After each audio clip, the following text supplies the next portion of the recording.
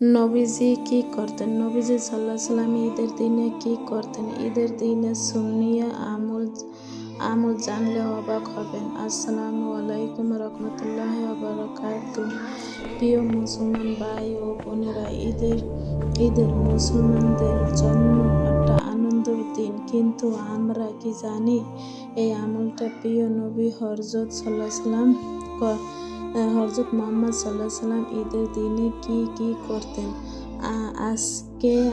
আজকে ভিডিওটা আমরা জানবো ঈদের দিনে কি করতেন।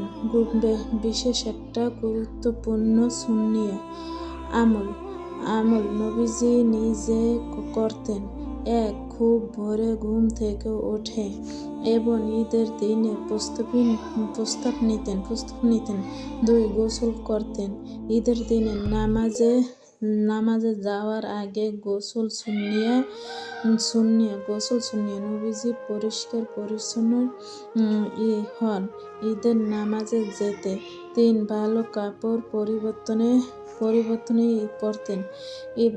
ঈদের দিনে নবীজি তার সবচেয়ে সুন্দর কাপড় পরতেন।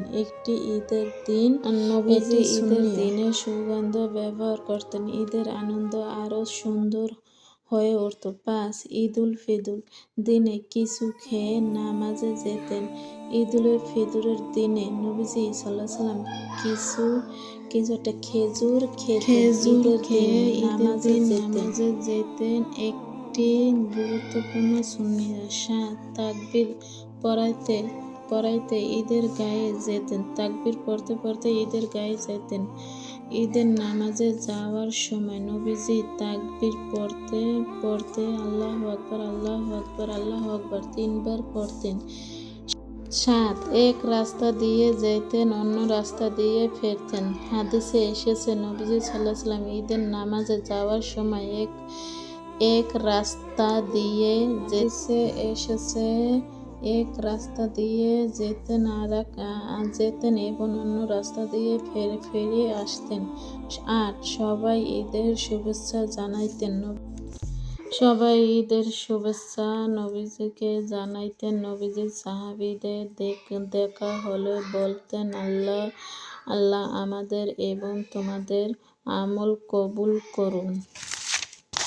প্রিয় ভাই ও বোনেরা, ঈদের শুধু আনন্দের দিন নয়, একটি সুন্নাত। আমরা সবাই চেষ্টা করি নবীজির দেখাদেখি পথে ইবাদত পালন করি। আল্লাহ আমাদের সবাইকে সুন্নাত অনুযায়ী জীবন চলার তৌফিক দান করুন।